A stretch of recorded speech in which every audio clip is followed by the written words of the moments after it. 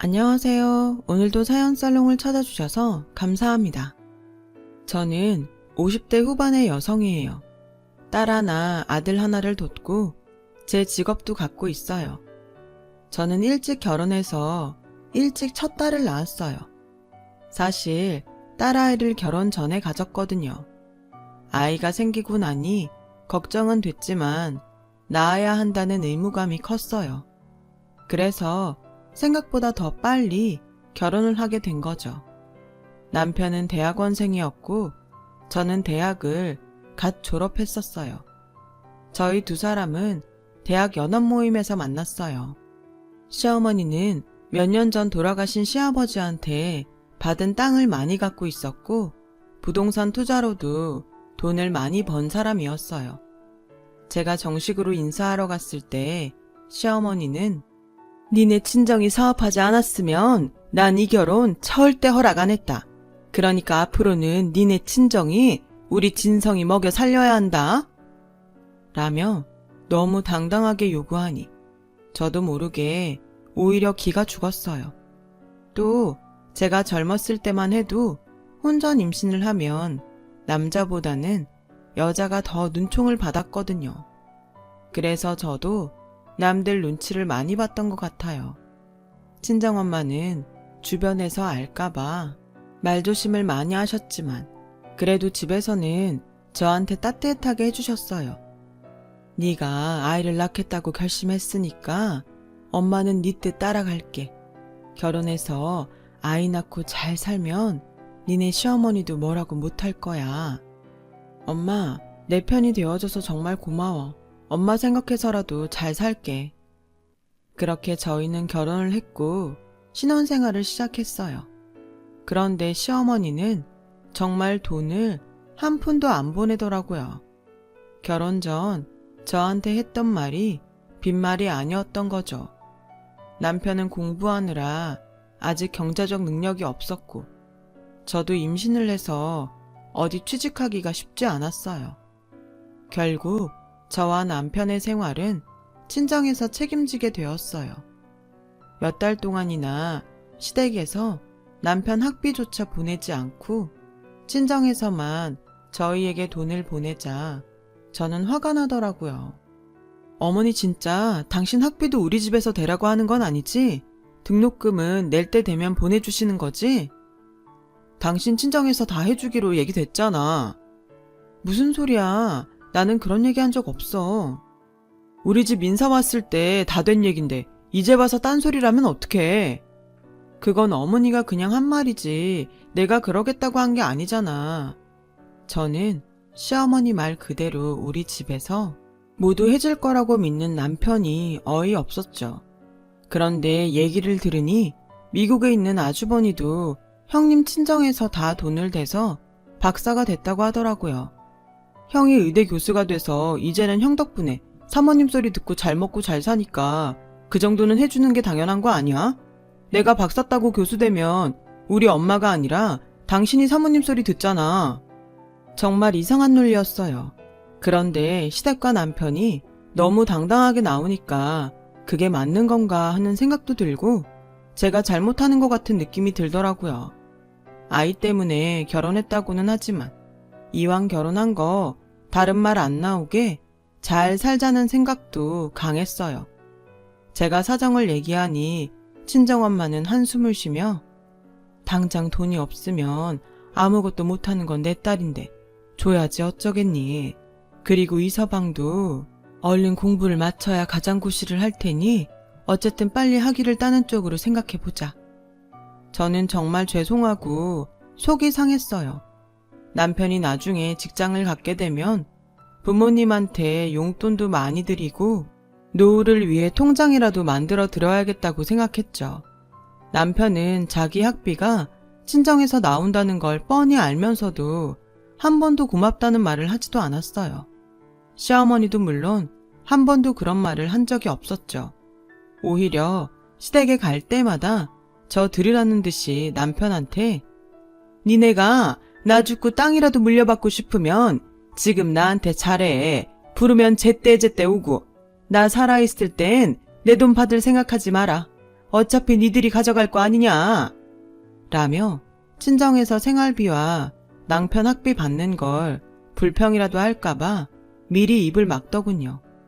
어쨌든 저는 그럭저럭 결혼 생활을 했고 만삭이 돼서 딸을 낳게 됐어요. 친정에서는 다들 좋아해줬지만 시어머니는 얼굴도 보이지 않았어요.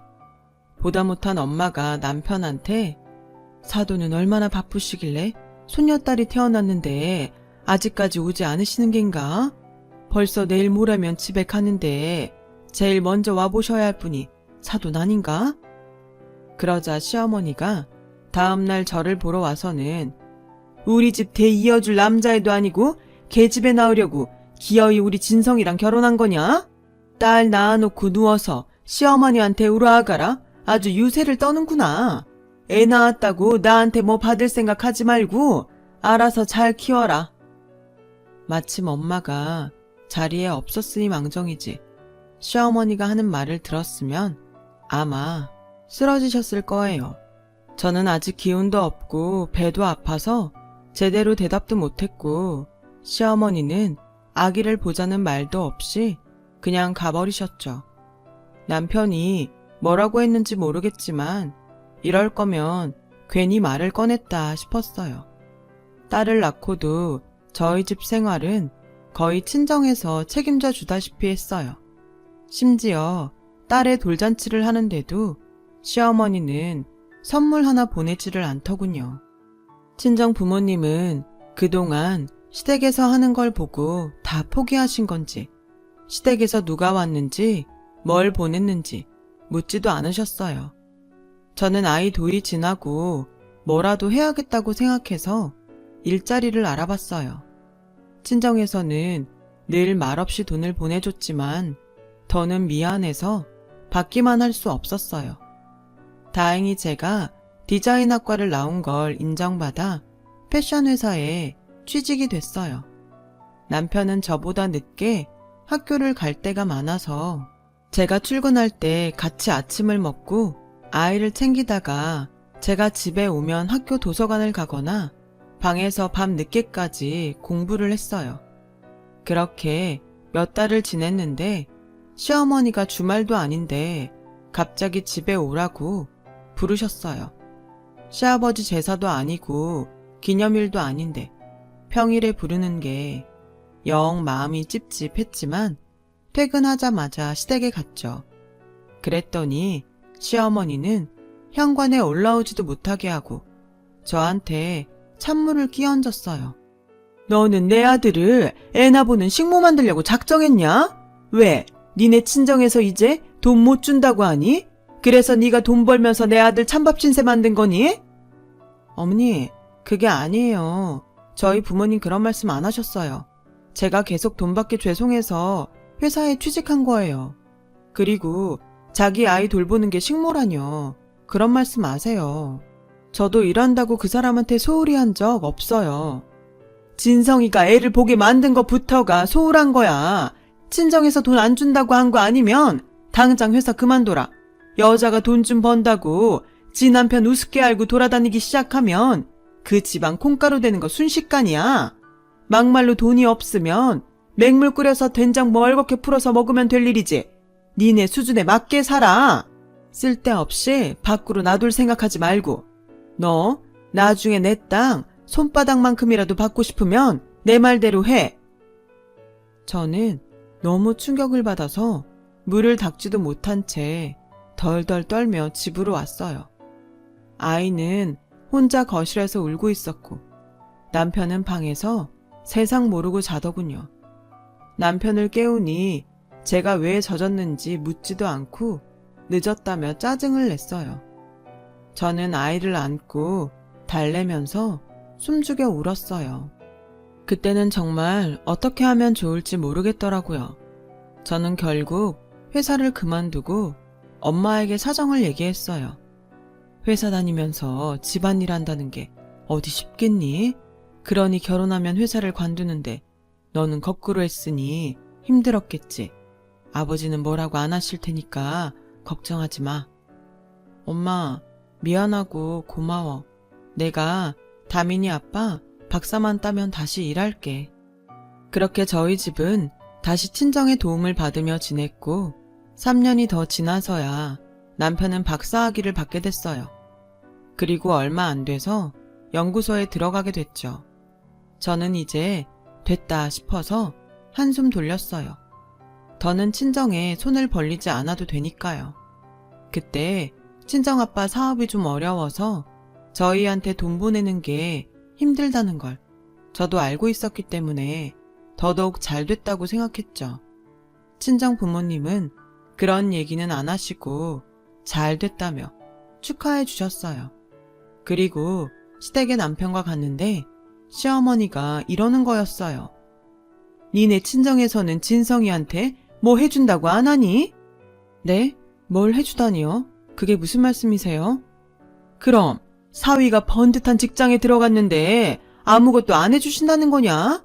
아무리 못해도 차 한 대는 뽑아줘야지. 어머니, 그동안 친정에서 저희 때문에 쓴 돈이 얼만데요. 그냥 축하만 해주셔도 감사하죠. 장사밖에 할 줄 모르는 니네 친정이 정상적으로 한국 최고의 정책연구소에서 일하는 사위를 쳐다나 받겠니? 게다가 나 죽으면 물려받을 땅하고 재산이 얼만데 아이고 감사합니다 하고 100번 절을 해도 모자랄 판에 그게 무슨 소리냐? 네 윗동서는 제대로 선보고 결혼했어도 내 아들한테 그러지 않았다. 니네 집안은 어쩜 그렇게 예의를 모르니? 저는 딸을 아는 채 너무 수치스러워서 속으로 부들부들 떨었어요. 그런데도 남편은 너무 태평스럽게 과일을 먹으며 TV만 보고 있더군요. 원래 이런 분위기에서 살아서 그런지 제가 당하는 게 아무렇지 않은 모양이었어요. 이러고 평생을 살 수 있을지 점점 마음이 답답해지기 시작했죠. 그런데다가 친정아빠 사업도 힘들어져서 정 같지 않았어요. 어려운 중에도 엄마는 남편한테 취직 선물로 고급 시계를 선물하셨어요. 남편은 선물을 받을 때도 건성으로 고맙다고 목례만 하더니 시계를 차고 다니지 않았어요. 여보, 왜 엄마가 사준 시계 안 차고 다녀? 그거 나만 국산이라 창피하다고. 다들 제일 비싼 외제 시계로 시간 보는데 나만 국산 보고 있으면 모양 빠지잖아. 그래도 엄마가 당신 생각해서 사준 건데 좀 차고 다니지. 남들이야 뭐라고 하건 당신만 좋으면 된 거잖아. 나도 싫다고. 촌스러운 국산 시계는 됐다고. 장모님 좀 센스가 없는 거 아니야? 지금 그게 어른한테 할 소리야? 저는 그날 남편하고 크게 싸웠어요. 그동안 시어머니한테 받았던 서름까지 겹쳐서 폭발했던 것 같아요. 얼마 안 가서 시어머니는 저희 집에 찾아오셨어요. 그러더니 다짜고짜 이혼 서류를 내미는 거였어요. 어머니, 갑자기 이게 뭐예요? 니네 집 다 망해간다더라. 애초에 니네가 그렇게 부자도 아니라며? 우리 아들 먹여 살리지 못할 거면 내가 왜 너를 보고 있어야 되냐? 너도 니네 집 어려운 거 몰랐던 눈치인데 그런 건 입 딱 다물고서 우리 집 재산으로 뭘 어떻게 해보려고 한 거 아니냐? 난 그런 꼴 못 본다. 그 말에 저도 더 이상은 남편과 살고 싶은 생각이 없어졌어요. 지나온 세월이 너무 분하고 억울할 뿐이었죠. 하지만 남편을 고소한다던가 위자료를 청구할 생각을 전혀 못했어요. 이혼을 하면 여자를 더 죄인처럼 보는 사람들도 많았고 저도 무의식적으로 그렇게 생각했던 것 같아요. 세상이 정말 좋아져서 돌싱이라는 단어도 나오고 요즘 세상만 같으면 삶이 그렇게나 힘들다면 정말 이혼이 뭐 별건가요? 저는 친정의 경제 사정을 솔직하게 말하지 않고 남편 덕을 보려고 했다는 시어머니의 억지와 함께 거의 쫓겨나듯 아이와 함께 그 집을 나왔어요. 남편은 연구소가 바쁘다고 저희가 나가는데 들여다보지도 않고 전화 한 통 하지 않았죠. 저는 아이 앞에서 울지 않으려고 이를 악물었어요. 친정에 오니 아버지는 어음을 해결하려고 백방으로 애를 쓰고 있었고 엄마도 갖고 있던 반지며 목걸이며 값이 나가는 걸 전부 처분하는 중이었어요. 저는 일단 되는 대로 동대문에서 옷을 디자인하는 일을 시작하게 됐어요. 애를 키우다 온 이혼녀를 받아주는 번듯한 회사가 없었거든요. 그렇게 바쁘게 살다 보니 시댁에 당했던 일 때문에 열내는 것도 잊어버렸죠. 저는 최선을 다해 디자인 하나하나 신경을 썼고 그 덕분인지 제가 만든 옷이 어느 순간부터 잘 팔리더군요. 제 노력이 보상받는 것 같아서 너무 흐뭇했어요. 저와 부모님은 딸아이가 집이 어렵다는 걸 알아채지 못하게 해줄 수 있는 건 다 해주면서 키웠어요.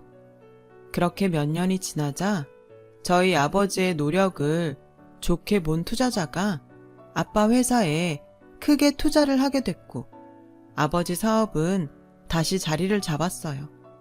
그뿐 아니라 아버지는 제가 일하던 것과 손을 잡고 의류 사업도 시작해서 동남아로 옷을 수출하기 시작했어요. 저는 그 무렵 제 디자인의 법적 보호를 담당하는 변호사와 만나게 되었죠. 알고 보니 그 사람도 이혼을 했더라고요. 저희는 서로의 사정을 잘 이해했고 그러다 보니 자연스럽게 만남으로 이어졌고요. 그리고 얼마 후에 결혼을 하기로 했죠. 저는 중학생인 딸이 상처를 받을까봐 걱정했어요. 하지만 딸은 저보다 더 큰 것 같더라고요. 오히려 저보고 잘 됐다고 나는 엄마가 나쁜 일은 다 잊어버리고 지금보다 더 행복해졌으면 좋겠어. 나쁜 일이라니 엄마 그런 거 없어. 아주 어릴 적이라서 다 기억은 안 나지만 할머니랑 아빠가 엄마 힘들게 했던 거 나도 다 알아. 라며 저한테 폭 안기더군요. 저는 딸의 마음이 고맙기도 하고 그동안 제 앞에서 밝은 모습만 보여준 게 너무 딱해서 눈물을 흘렸어요. 그렇게 재혼을 하고 2년이 지나 저는 아들을 낳게 됐어요. 그 사이 아버지 회사도 더 탄탄해졌고 저는 아버지와 함께 하던 의류 사업을 혼자 하게 됐어요. 아버지가 따로 떼서 저에게 맡기신 거죠. 남편은 큰 법무법인으로 직장을 옮겼고 딸은 남편의 영향을 받아 변호사를 목표로 열심히 공부를 했어요. 저는 수출뿐만 아니라 국내에도 시장을 넓히기 위해 회사 건물을 짓기로 했어요. 그때는 사무실도 여기저기 흩어져 있었고 샘플을 만들어 오는 디자이너 작업실도 멀리 떨어져 있어서 여러 가지로 불편했거든요. 큰 건물은 아니어도 다 같이 모여 있는 게 훨씬 효율적일 거라고 판단했죠. 그렇게 건물 부지를 찾다가 급매로 나온 땅이 있다길래 봤더니 크지는 않아도 저희 회사가 들어서기에는 적당한 곳을 찾았어요. 거기에는 아담하게 건물도 한 채 있어서 리모델링만 하면 되겠다 싶었어요. 저는 남편과 의논한 후 그 땅을 다시 보러 가기로 했어요. 그랬더니 부동산에서는 땅 주인이 웬만하면 바로 계약을 했으면 좋겠다고 했다더군요. 부동산 중개사는 저희가 간 날 땅 주인이 온다고 했다며 조금만 기다려달라고 하더군요. 그렇게 30분 정도를 있다가 자리에서 일어났어요. 저희가 바빠서 더 이상 기다릴 수가 없는데요. 오늘 한 번 더 보고 결정하게 그냥 보여만 주세요. 라고 하는데 누가 급하게 들어오더군요.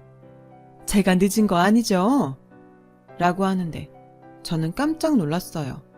전 시어머니였거든요. 시어머니도 저를 알아보더니 놀라서 거의 뒤로 넘어질 뻔하더라고요. 네가 여기 무슨 일이냐? 라는데 중개사가 땅 살 사람이라고 하니까 입을 못 다물더군요. 저는 남편 보고 가자고 하면서 더 볼 것도 없겠는데요. 그냥 없던 일로 하겠습니다. 중개사는 갑자기 왜 그러냐며 저를 붙잡으려고 했지만 저는 단호하게 뿌리치고 부동산에서 나왔어요. 아무리 조건이 좋고 시세보다 저렴해도 시어머니가 갖고 있던 땅은 싫었어요. 그런데 얼마 후 모르는 번호로 전화가 와서 받았더니 시어머니였어요. 내가 그동안 다민이 보고 싶어도 말을 안 하고 있었는데 이제 좀 만나야 될 것 같다.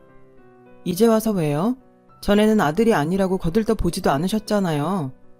그런 말이 어딨냐? 내 손녀인데 왜 안 보고 싶겠어? 저는 고민이 됐어요.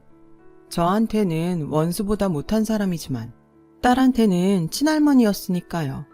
저는 딸의 의견이 더 중요하다는 생각이 들어서 조심스럽게 물어봤죠.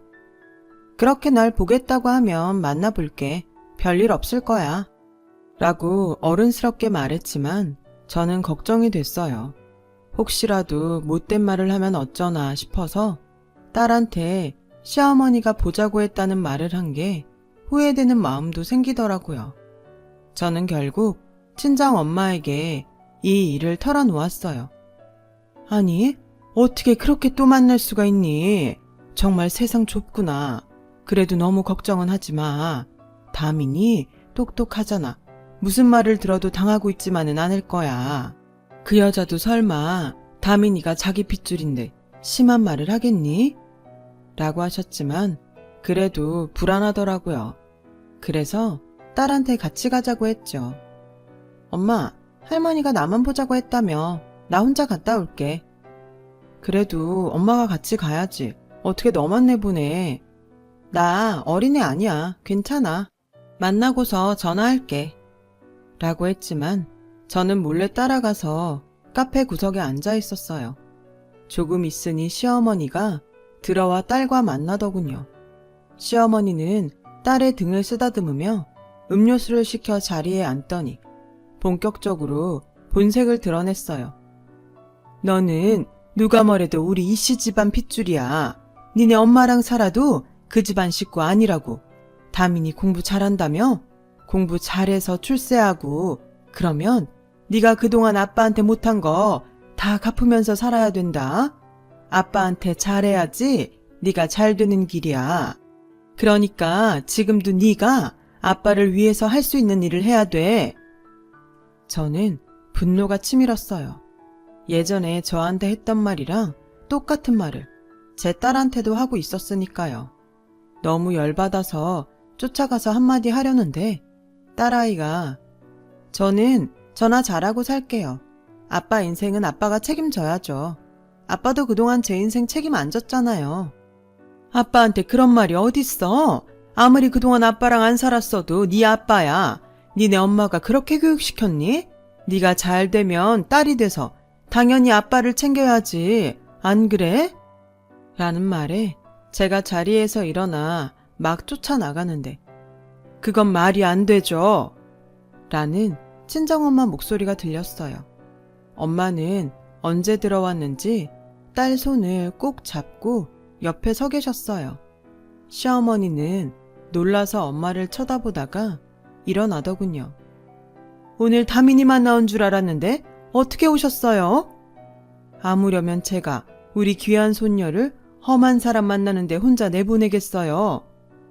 친할머니를 험한 사람이라니 평소에도 그런 식으로 교육시켰나 보죠? 친할머니도 할머니 다워야죠. 이렇게 애한테 다짜고짜 자기 아빠를 챙기라고 윽박지르는 게 무슨 할머니인가요? 애 한번 따뜻하게 안아준 적도 없으면서 이제 와서 핏줄 타령은 되게 하시네요. 아들 낳아놓고 왜 그 책임을 잡고 다른 사람한테 지우려고 해요. 그쪽 아들 귀하면 그쪽이 끝까지 책임지고 살면 되겠네요. 어린 학생한테 성공하면 아빠를 책임지라니 그게 어른이 돼가지고선 할 말입니까? 아이 앞에서 못하는 말씀이 없으시네요. 저를 그렇게 못된 할머니 만들고 싶으시면 할 말은 없지만요. 그리고 제가 틀린 말 한 것도 아니잖아요. 요즘 애들을 너무 오냐오냐 키우니까 효도라는 것도 모르고 지 귀한 줄만 아는 거예요. 저는 더 이상 못 참고 말도 안 되는 소리 그만하세요. 지금 누구 앞이라고 그런 소리를 하는 거예요? 우리 집 어렵다는 소리 듣고 다짜고짜 이혼하라면서 나랑 다민이 내보냈으면서 뭐가 어쩌고 어째요? 내가 진짜 애 앞에서 이런 말까지 안 하려고 했는데 댁한테 휘둘려서 당신 아들 학비까지 대가며 살았던 거 지금까지도 후회하고 있다고. 애를 오냐오냐 키웠다고? 그럼 내 귀한 새끼 오냐오냐 키우지. 지 아빠한테 못한 거 갚으라고 하면서 키워야 되나? 지한테 해준 것도 하나 없는 아빠가 너무 뻔뻔한 거 아니야? 양육비 한번 보낸 적 없고 여태까지 보자고 한 적도 없으면서. 라고 하자 주변에서 시어머니를 다들 흘끔거리며 보더라고요. 저는 딸하고 엄마를 붙잡고 밖으로 나가자고 했어요. 그러자 시어머니는 급하게 저희 앞을 막아서더군요. 그러지 말고 얘기 좀 하자. 내가 다민이한테 그런 말을 한 건 우리가 지금 정말 어려워서 그래. 그리고 우리 땅 사기로 한 거 좀 더 값을 쳐주고 사면 안 될까 해서. 저와 엄마는 너무 기가 막혀서 말도 안 나왔어요. 제가 막 뭐라고 쏘아 붙이려는데 딸이 먼저 할머니, 그런 걸로 더 이상 엄마 괴롭히지 마세요. 저도 할머니가 저 손녀라고 안 좋아하고 엄마 힘들게 한 거 다 알아요. 아빠는 엄마 편 한번 들어준 적 없었고요. 그런데 제가 왜 그런 아빠를 위해서 뭘 해야 돼요? 그리고 저 아빠 따로 있어요. 변호사 아빠요. 한 번만 더 엄마 힘들게 하면 우리 아빠한테 다 말해서 법적으로 할 테니까 그렇게 아세요. 라고 하자 시어머니는 저를 붙잡고 얘, 우리 좀 살려줘. 그 땅 지금 못 팔면 우리 큰일 난다. 마지막 남은 재산인데 제발 좀 도와줘. 이것 보세요. 우리 딸이 당신 필요할 때마다 돈 대주는 은행입니까? 이제 그만하세요. 라고 엄마가 말하자 그제야 저를 놓아주더군요. 알고 보니 큰며느리가 미국에서 들어와서 시어머니 비위를 맞추고 온갖 애교를 부려서 자기들 몫을 미리 상속받았대요. 그리고 자기 앞으로 전부 돌린 다음에 싹 다 현금으로 바꿔서 전부 들고 혼자 해외로 도망갔다고 해요. 엎친 데 덮쳤다고 시어머니는 기획부동산에 걸려서 빚이 엄청나게 늘었다고 하더군요. 지금 살고 있는 집도 잘못될 수 있어서 얼마 남지 않은 땅들을 당장 팔지 못하면 길거리로 나앉게 생겼다는 거였어요. 그렇게 자기가 가진 재산을 자랑하더니 큰며느리한테 다 털리고 순식간에 궁지에 몰리는 걸 보고 저는 다 자기가 한 대로 받는다는 말이 실감이 났어요. 시어머니가 자꾸 저와 딸한테 전화하고 못살게 굴자 남편은 접근 금지 명령서를 받아서 더는 찾아오지 못하게 했어요. 그 후 한참을 소식도 모르고 살았는데 얼마 전 우연히 시어머니가 큰 며느리도 잡지 못하고 빚도 못 갚았다더라고요. 있던 집도 빼앗기고 반지하 월세로 옮겨서 전 남편이 버는 돈으로 빚을 갚으며 계속 어렵게 산다는 얘기를 들었어요. 저는 제 일을 최선을 다해 나가고 있어요. 남편과 아이들도 잘 지내고요. 아버지도 안정적으로 사업을 잘하고 계세요. 그리고 아무리 힘들어도 남한테 피눈물 나게 하지 않으려고 해요. 저도 그 일로 배운 게 있으니까요. 더 훌훌 털고 남은 인생 정말 잘 살아보려고요. 끝까지 들어주신 분들 정말 감사하고요. 모두 행복하시고 좋은 일만 있었으면 좋겠어요. 그럼 다들 건강하세요. 여러분, 사연 댓글에 응원과 현명한 조언 부탁드려요. 좋아요와 구독은 저에게 큰 힘이 됩니다. 오늘도 좋은 일 가득하세요.